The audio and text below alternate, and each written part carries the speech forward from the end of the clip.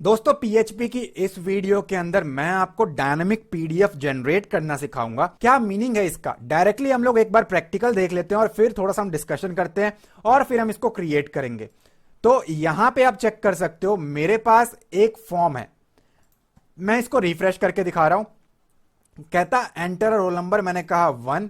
Enter first name, मैंने कहा cyber. Last name मैंने प्रोवाइड किया वॉरियर्स और ईमेल मैंने इसको प्रोवाइड किया cyber@gmail.com। ठीक है, अब मेरे पास यहां पे एक बटन है सबमिट का। यह भी हो सकता है कि जनरेट पीडीएफ। अगर मैं इसके ऊपर क्लिक करता हूं तो यहां पे आप नोटिस करोगे नीचे एक पीडीएफ फाइल जनरेट हो चुका है। ठीक है, डाउनलोड हो गया वो ऑटोमेटिक तरीके से।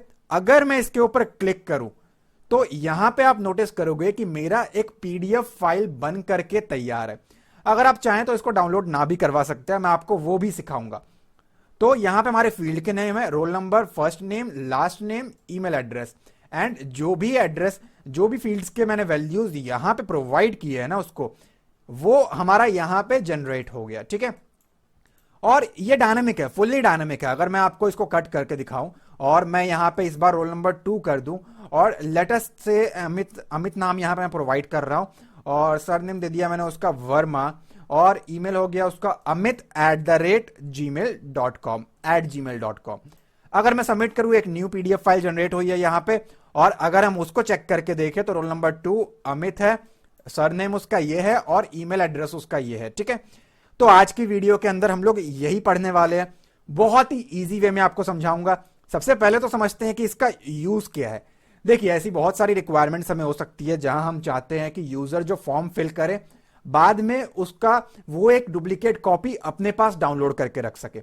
अब ऐसा ही नहीं है कि आप यहां पे सबमिट करते ही उसको डाउनलोड करा दे। आप अपने हिसाब से अंदर जाकर के उसका एक बटन बना सकते हैं डाउनलोड कराने के लिए। ठीक है, आपने नोटिस किया होगा, आप ऑनलाइन कोई फॉर्म को फिलअप करते हैं तो लास्ट में आपके पास एक प्रिंट का ऑप्शन होता है या फिर ऐसा एक ऑप्शन पीडीएफ खुल जाता है। सिंपली आप क्या करते हो, इस पीडीएफ पे या तो यहां से डाउनलोड कर लेते हो या फिर आप प्रिंट कर लेते हो, है ना। डाउनलोड का ऑप्शन अगर आपको नहीं मिलता है तो आप प्रिंट पे जाके उसको पीडीएफ में सेव कर लेते हो फ्यूचर पर्पस के लिए, चाहे आप ऑनलाइन कोई भी फॉर्म फिल करो। तो ऐसी कुछ रिक्वायरमेंट हो सकती है हमारे यूजर को भी या हमारे क्लाइंट्स को कि वो अपने कॉन्टेक्टस डेटा को पीडीएफ फॉर्म में देख सके। ये आपके ऊपर आप कहां इसको यूज करते हो। तो आज की वीडियो के अंदर मैं आपको HTML से और PHP से डायनेमिक पीडीएफ जनरेट करना सिखाऊंगा with the help of form. Video को स्टार्ट करने से पहले अगर आप हमारे चैनल पे न्यू हैं तो सब्सक्राइब करें, बेल आइकन को क्लिक करके ऑल नोटिफिकेशन को ऑन करें ताकि आपको लेटेस्ट वीडियोस की नोटिफिकेशन मिलती रहे। और यहां पे जो मैं फॉर्म यूज कर रहा हूं, अगर आपको नहीं पता इस टाइप का लेआउट कैसे बनाना है तो ऑलरेडी मेरे चैनल के ऊपर पूरा प्लेलिस्ट बना हुआ है। आप पूरी की पूरी PHP सीरीज देख सकते हैं, बहुत डीप में समझाया हुआ है और फॉर्म के ट्यूटोरियल यहां पे हैं विद डेटाबेस। सो यहां पे मैं आ गया अपने फोल्डर के अंदर और जो मेरा जैम्प सर्वर है, PHP में मैं काम कर रहा हूं, जो मेरा सर्वर है जैम्प, उसको मैंने ऑन रखा है अपैचे को और MySQL डेटाबेस को। ठीक है, यहां पे मेरा एक फोल्डर है प्रोजेक्ट का। किस नाम से फोल्डर है मेरा, यहां पे जाना है मुझे सी ड्राइव में, जैम्प के फोल्डर में, htdocs में, साइबर वॉरियर्स प्रोजेक्ट के अंदर एक और फोल्डर मैंने यहां पे क्रिएट कर रखा है जनरेट पीडीएफ नेम से। उसके अंदर नॉर्मल सा मेरा एक फॉर्म पड़ा हुआ है, .php उसकी टाइप है। खैर आप HTML रखेंगे तो भी वो चल जाएगा। और ये रहा वो हमारा फॉर्म। ठीक है, ये वो नहीं है, मैं आपको रन करके दिखाऊंगा। मैं आपको यहां पे उसको रन करके दिखाता हूं। तो वो है हमारे पास जनरेट फॉर्म .php नेम से, राइट। जनरेट पीडीएफ के अंदर मैं गया तो ये रहा हमारा फॉर्म .php जो कि हमारा ये वाला फाइल है। ठीक है, तो इसको आपको क्या करना है, सिंपली राइट क्लिक करके आप इसको किसी भी टेक्स्ट एडिटर में ओपन कर ले। मैं यहां पे नोटपैड++ के अंदर ओपन कर रहा हूं, आप जो मर्जी यूज करें। अब यहां पे जो पीडीएफ है मैं उसको कट कर देता हूं और मैंने इस फाइल को भी कट कर दिया।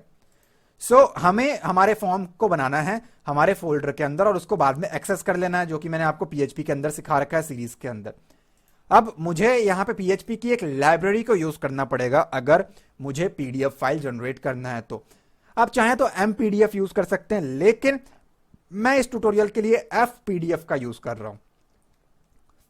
तो आपको गूगल पे जाके सिंपली टाइप करना है FPDF। ठीक है, FPDF लाइब्रेरी को हम लोग यूज करेंगे PHP की, और इसकी हेल्प से हम लोग इनके सारे फंक्शंस को, फीचर्स को यूज करके सिंपली हम लोग अपने PHP फाइल को जनरेट करेंगे। मैं चेक कर पा रहा हूं मेरा इंटरनेट कनेक्शन स्लो हो गया है, तो मैं फटाफट से उसको चेक कर लेता हूं ऑलराइट, सो पेज हमारे पास ओपन हो चुका है। और ऑफिशियल वेबसाइट की बात करो, आप चाहें तो गिटहब से डाउनलोड कर ले, या फिर आप इनकी ऑफिशियल वेबसाइट fpdf.org, fpdf.org ध्यान से देख ले, मैं डिस्क्रिप्शन में कोई लिंक आपको नहीं देने वाला हूं। सो यहां पे आपको क्लिक कर देना है, और जैसे ही आप क्लिक करोगे आप इनकी वेबसाइट पे आ जाओगे, और यहां आप चाहो तो पढ़ सकते हो, मैं नहीं पढ़ रहा। यहां पे आपको लेफ्ट हैंड साइड पे डाउनलोड के ऊपर क्लिक करना है। जब आप डाउनलोड पे क्लिक करेंगे अलग अलग वर्जन्स आपको देखने को मिलेंगे। मैं ये प्रीफर करूंगा, जो भी आपके केस में आप इस वीडियो को पता नहीं कब देख रहे हैं, उस टाइम पे जो भी आपको सबसे ऊपर लेटेस्ट वर्जन दिखे, आप उसके जिप के ऊपर क्लिक करें, मतलब कि कंप्रेस्ड फाइल आपको मिलेगा। जिप के ऊपर क्लिक करोगे बहुत ही जल्दी डाउनलोड हो जाएगा। 188 केबी का है, 1-2 सेकंड के अंदर डाउनलोड हो जाएगा, उससे कम टाइम के अंदर हो जाएगा। ठीक है, आप इसको ओपन शो इन फोल्डर कर ले, लेकिन मैं नहीं कर रहा, मेरे बहुत सारे फाइल्स पड़े हुए, मैं सिंपली इसको ड्रैग कर रहा हूं यहां से और यहां पे लाके ड्रॉप कर रहा हूं, लेकिन आप शो इन फोल्डर कर ले। ठीक है, उसके बाद आपको एक सॉफ्टवेयर की जरूरत पड़ेगी जिसके थ्रू ये ओपन होगा।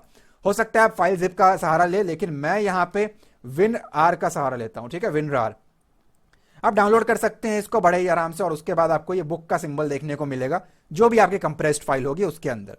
इंस्टॉल आपको नॉर्मल तरीके से ही करना है इसको।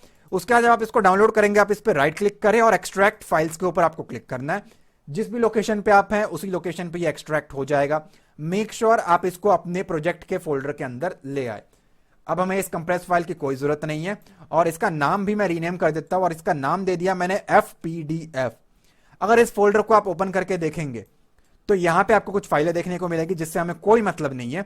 हमारी जो मेन फाइल है वो है fpdf.php फाइल। ठीक है, हमें fpdf.php से मतलब है। अगर आप इसकी प्रॉपर्टीज पे जाएंगे तो आप यहां पे चेक कर सकते हो, ये PHP की एक फाइल है। That's it. अब हम आते हैं फटाफट से और हमारे फॉर्म को कोड करते हैं। मैंने यहां पे फॉर्म का डिजाइन ऑलरेडी बना के रखा हुआ है। मैंने आपको बता दिया है कि सेपरेट प्लेलिस्ट बनी हुई है जहां से आप इसको सीख सकते हो, ये फॉर्म हम कैसे बना सकते हैं। ठीक है, सो मैं आपको एक बेसिक सा आइडिया देता हूं फटाफट से। यहां पे जो मेन चीज है, सारा कुछ आपको लगाना पड़ेगा और कुछ चेंजेस होंगे। आपको फॉर्म के अंदर एक एक्शन का यूज करना है, जो कि मैंने आपको PHP के इतने सारे सीरीज के अंदर बहुत डीप में बता रखा है कि अगर हमारे इस सबमिट बटन के ऊपर क्लिक हो तो कहां पे जाए। करंटली क्लिक करने पे कुछ भी नहीं हो रहा। ठीक है, अगर क्लिक हो तो मैं उसको कहता हूं कि एक पेज बनाऊंगा मैं, जिसका नाम होगा pdf.php। pdf.php की एक फाइल होगी, उसके ऊपर उसको लेके जाना है। ठीक है, इस काम का होता है हमारा एक्शन, किस मेथड से काम करना है। अब मैंने आपको PHP सीरीज के अंदर बता रखा है, PHP में फॉर्म पे डील करने के लिए एक गेट मेथड है, एक पोस्ट मेथड है। आप चाहें तो उसको बहुत डीप में समझ सकते हैं मेरे फॉर्म के ट्यूटोरियल से। गेट सिक्योर नहीं है, पोस्ट है, तो हम पोस्ट को यूज कर रहे हैं। ठीक है, फॉर्म का एक्शन जरूर लगाए, जो भी आपका पेज का नाम है वो .php, और मेथड हम यहां पे पोस्ट यूज कर रहे हैं। ठीक है, इसके बाद आपने कुछ इनपुट टाइप वगैरह बना रखे हैं, मेक श्योर आप इसके नेम जरूर लिखें। तो यहां पे मैं नेम प्रोवाइड कर रहा हूं हर एक को, तो मैंने इसको सिंपली कर लिया कॉपी, और हर एक के इनपुट टाइप के पास मैंने इसको कर दिया पेस्ट। ठीक है, पेस्ट करने के बाद हमें इसके नाम को असाइन करना है।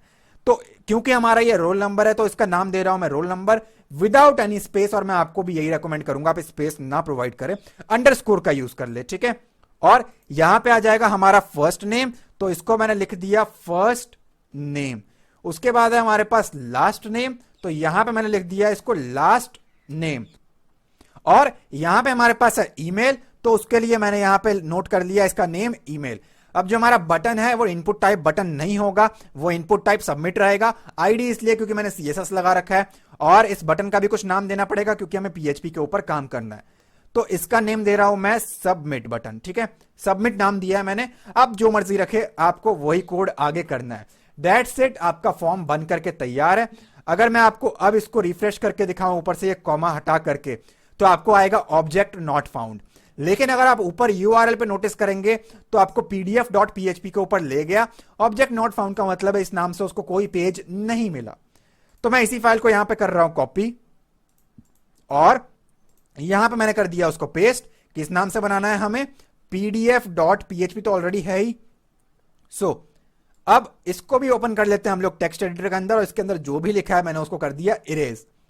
अब अगर मैं यहां पे आकर के आपको रिफ्रेश करके चेक कराऊं, बटन पे क्लिक करूंगा तो आप देख सकते हो एक ब्लैंक पेज बनकर के रेडी है जिसका नाम है pdf.php। ब्लैंक इसलिए क्योंकि मैंने इसका कोड पूरा इरेज मार दिया है। ठीक है, अब यहां पे आपको कुछ चीजें परफॉर्म करनी है, कुछ एक्शंस परफॉर्म करने हैं। यहां पे आप नोटिस कर सकते हो मेरे फॉर्म का एक्शन है pdf.php। अब मैं क्या चाहता हूं, जो भी पर्सन हमारा है, जो यूजर है, जो भी इसमें टाइप करे, जो ये इनपुट टाइप टेक्स्ट है और ये है, इसके अंदर का जो मटेरियल है, इसके अंदर का जो कंटेंट है, वो कहां जाना चाहिए, हमारे पीडीएफ पेज के ऊपर। ठीक है, इसका क्या नाम है, इस इनपुट टाइप का रोल नंबर वाले का रोल नंबर, इस इनपुट टाइप का क्या नाम है, फर्स्ट नेम। तो मैं चाहता हूं जब इस बटन के ऊपर क्लिक हो तो ये डेटा हमारा पीडीएफ फाइल पे चले जाए। तो ये कैसे जाएगा, इसके लिए आपको स्टार्ट करना है पीएचपी, और पीएचपी को मैंने यहां पे क्लोज कर दिया।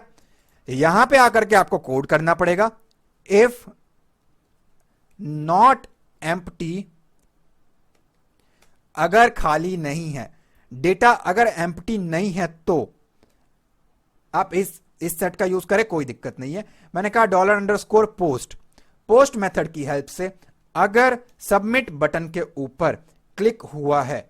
अब ये सबमिट आप कहां से लेके आओगे, ये इनपुट टाइप सबमिट वाला सबमिट नहीं है, ये है बटन के नेम वाला सबमिट। ठीक है, यहां पे अगर आपने कुछ और नेम दिया है तो वही नेम आप यहां दोगे। तो यहां पे मैंने कहा अगर सबमिट बटन के ऊपर क्लिक होता है और अगर एम्प्टी नहीं है कोई भी फील्ड तो क्या करे। तो यहां पे मैंने उसको कहा वैल्यूज को पिक करना शुरू करे। कौन से वैल्यूज को, कौन से मेथड से, $_ मेथड से कौन सी वैल्यू को पिक करे।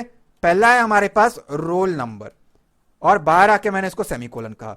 अब ये रोल नंबर कहां से आया, ये रोल नंबर आपने जो भी यहां नेम दे रखा है exact spelling, not place holder. Place holder कोई और चीज होती है, आप डिजाइनिंग में देख लेना। जो नाम है ना वो एग्जैक्ट स्पेलिंग आपका यहां पे मैच करना चाहिए।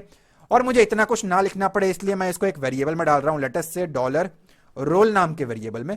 आप चाहें तो जो मर्जी वेरिएबल बनाए, डजंट मैटर, बस आप इस पोस्ट को खराब ना करें और इसको मैच रखें। देन मैं डुप्लीकेट एंट्रीज पास कर रहा हूं और 3 बार।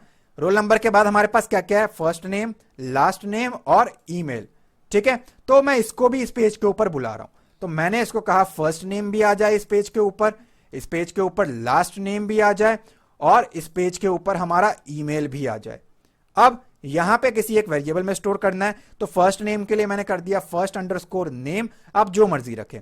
लास्ट नेम के लिए मैंने कर दिया L_name, उसके बाद ईमेल के लिए मैंने कर दिया ईमेल और सेव किया। ठीक है, अब सबसे पहला काम तो हम ये करते हैं कि इसी को चेक कर लेते हैं कि हमारे पास डेटा हमारा आ चुका है या नहीं आया। तो इसके लिए मैंने क्या किया, सिंपली चलिए छोड़ते, इग्नोर मारते हैं, ये थोड़ा सा लेंदी प्रोसेस हो जाएगा और टाइम बढ़ जाएगा खामखा। तो इसको मैंने सेव कर दिया। अब इसके बाद मुझे क्या करना है, हमने एक पीडीएफ लाइब्रेरी जनरेट की है, यहां पे पीएचपी की लाइब्रेरी fpdf को डाउनलोड करके यहां पे अनकंप्रेस किया हुआ है। हमारे पास उसके अंदर एक फाइल है fpdf.php जिससे हमें मतलब है, और ये पूरा फोल्डर यहीं पे पड़ा हुआ है। हमें इस फाइल को अपने फॉर्म के ऊपर या फिर पीडीएफ पेज के ऊपर इंक्लूड करना पड़ेगा। ठीक है, मैंने आपको कनेक्शन फाइल्स को भी इंक्लूड करना सिखा रखा है ऑलरेडी मेरे पीएचपी सीरीज के अंदर।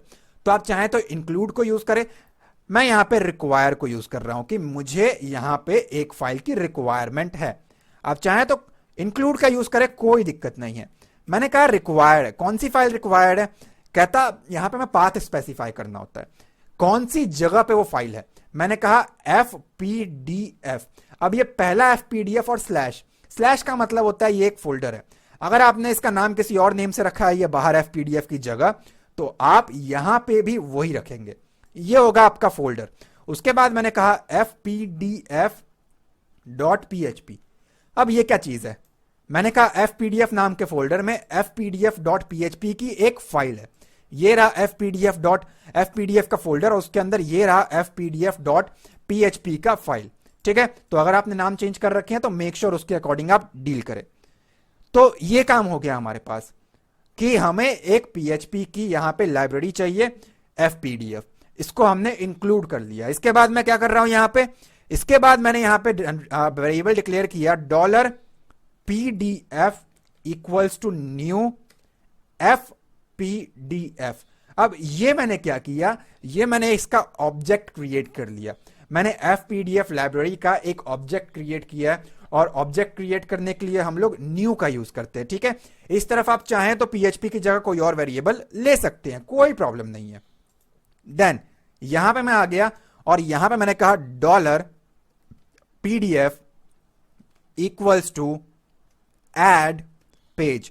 ध्यान दे, इस पेज के ऊपर जो मैं कैपिटल में लिख रहा हूं आप कैपिटल में लिखें, जो मैं स्मॉल में लिख रहा हूं आप स्मॉल में लिखें।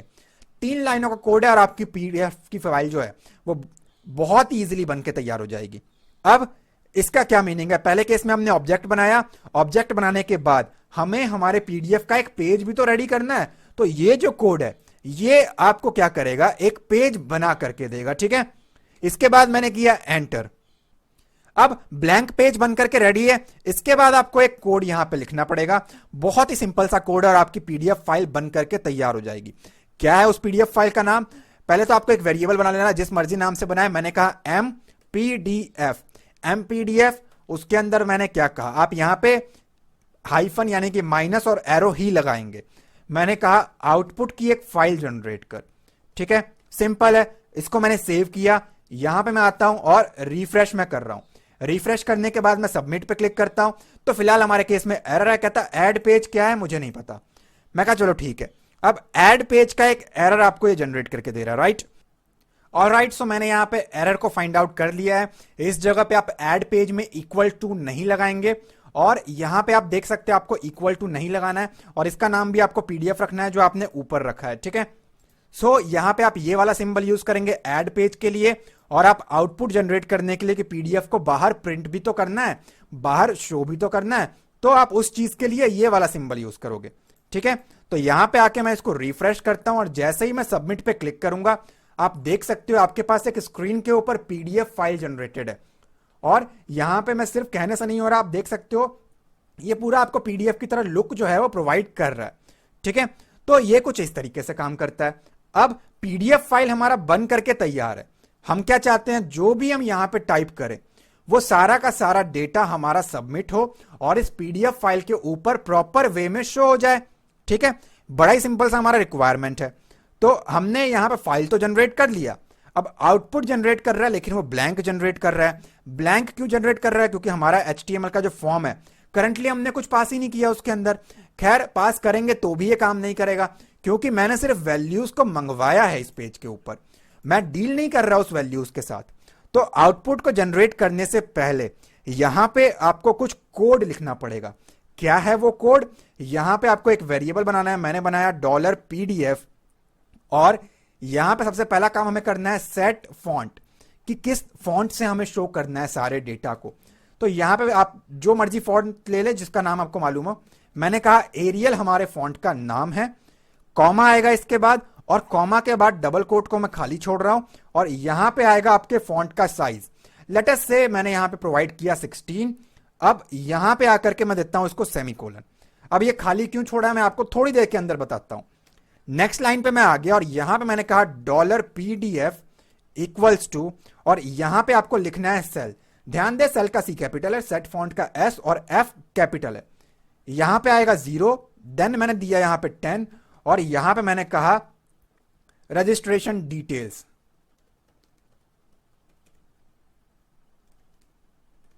ठीक है, तो यहां पे मैंने प्रोवाइड किया रजिस्ट्रेशन डिटेल्स और यहां पे मैंने प्रोवाइड किया 1,1, कैपिटल C सिंगल कोट के अंदर। ये सारी वैल्यूज मैं आपको समझाता हूं। फिलहाल मैं इसको आपको रिफ्रेश करके दिखा दूं कि इससे हमारे स्क्रीन के ऊपर क्या आउटपुट जनरेट होगा।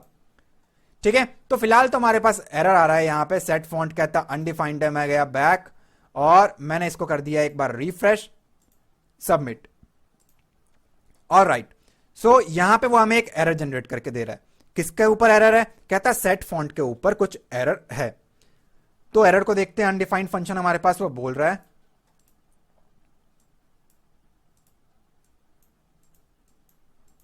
ऑलराइट, सो आई गेस ये हमारा सही से इंक्लूड हो चुका है। रिक्वायर डबल कोट fpdf/fpdf.php, ये बिल्कुल करेक्ट है। ऑलराइट, सो फिलहाल मैं आपको इसके मीनिंग समझाता हूं। सेट फॉन्ट हमें एक फॉन्ट सेट करने के लिए अलाउ करता है। ओके, सो मैंने यहां पे एरर फाइंड आउट, स्टिल वही प्रॉब्लम है। यहां पे आपको ये सिंबल यूज करना है कि एक फॉन्ट को सेट कर। पहले आप प्रैक्टिकल देखें फिर आपको बहुत डीप में समझ में आएगा। यहां पे आप देख सकते हो स्क्रीन के ऊपर एक बॉर्डर बॉक्स बन के आया हुआ है जिसने पूरा एरिया कंज्यूम किया है और उसके अंदर लिखा हुआ है रजिस्ट्रेशन डिटेल्स, राइट? अब ये रजिस्ट्रेशन डिटेल्स कैसे आया? फॉन्ट है हमारा एरियल, यहां पे खाली छोड़ रखा है। अगर मैं यहां पे बी कर दूं, बी स्टैंड्स फॉर बोल्ड, तो जो भी आप प्रोवाइड करोगे वो एक्चुअली थोड़ा सा गाढ़ा हो जाएगा, बोल्ड हो जाएगा। सी दिस, आप चाहें तो इटैलिक के लिए आई और अंडरलाइन के लिए यू कर सकते हैं, मैं प्रोवाइड नहीं कर रहा। ये जो है आपके फॉन्ट का साइज है। तो अगर मैं इसको 16 से 12 कर दूं और अगर मैं इसको रिफ्रेश करूं तो फॉन्ट का साइज छोटा हो जाएगा। सिंपल सा है, इसमें कोई डाउट आपको नहीं होना चाहिए। ठीक है, इसके बाद क्या होगा, ये सेल क्या काम करता है। मैंने कहा इसके अंदर कुछ लिखना भी तो है। जैसे हमारा पीएचपी के अंदर इको होता है, प्रिंट होता है, ऐसे ही हमारा सेल काम करता है, सेल नाम का फंक्शन। ठीक है, अब इसमें पहले जीरो का क्या मतलब है। पहले जीरो का मतलब है विड्थ। अगर आप इसको जीरो छोड़ दोगे तो ये ऑटोमेटिक मोड पे हो जाता है और ये 100% एरिया को कंज्यूम कर लेता है। इसके बाद होता है आपका हाइट। मैंने कहा हाइट जो है वो 10 होना चाहिए। अगर मैं आपको विड्थ को बढ़ा करके दिखाऊं, मतलब कम करके दिखाऊं 20, क्योंकि जीरो का मतलब ऑटोमेटिक 100 होता है, तो आप यहां पे देखोगे विड्थ जो है वो 20 हो गया और जो हाइट है वो 10 है।